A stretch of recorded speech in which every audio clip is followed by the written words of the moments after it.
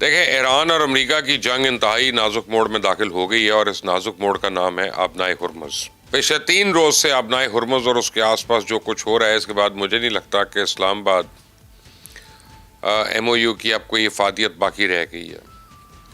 Cease fire تو مکمل طور پہ ختم ہوتا دکھائی دے رہا ہے۔ میدان جنگ کی صورتحال اس وقت یہ ہے کہ امریکن افواج جو ہے منظم انداز میں ایرانی انفراسٹرکچر، توانائی کی تنصیبات اور مواصلاتی نظام کو نشانہ بنا رہی ہے۔ تو ایران کے چائنا کے ساتھ ریلوے لنک، سڑکوں، پلوں، بحری اڈوں اور تیل کی تنصیبات کو ناقابل تلافی نقصان پہنچایا جا رہا ہے، اور اسرائیل کی لیبنان میں کارروائیاں جاری ہیں۔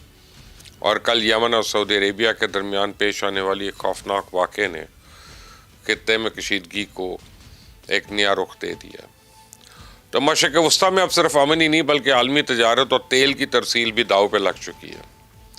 سوال یہ ہے کہ اگر کشیدگی اسی رفتار سے بڑھتی رہی تو کیا خلیجی ممالک زیادہ دیر تک غیر جانبدار رہ سکیں گے؟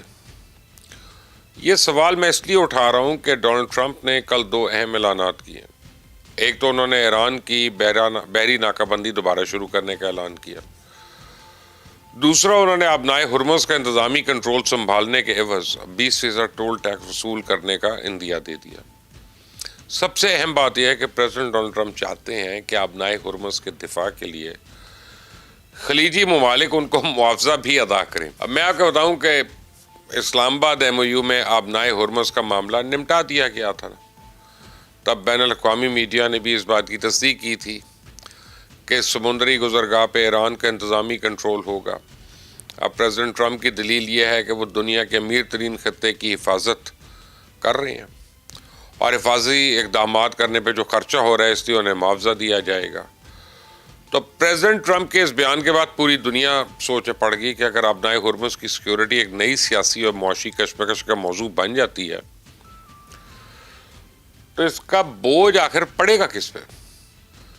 تیل برآمد کرنے والے ممالک پہ، شپنگ کمپنیز پہ، یا پھر دنیا بھر کے صارفین پہ؟ تو ایران آبنائے ہرمز کو اپنی لائف لائن سمجھتا ہے، اور اس نے توقع کے عین مطابق پریزیڈنٹ ٹرمپ کے اس بیان پہ انتہائی سخت رد عمل کا اظہار کیا۔ تو ایران کے فوجی ترجمان نے خبردار کیا ہے کہ آبنائے ہرمز کے انتظام میں بیرونی مداخلت کو ہرگز قبول نہیں کیا جائے گا۔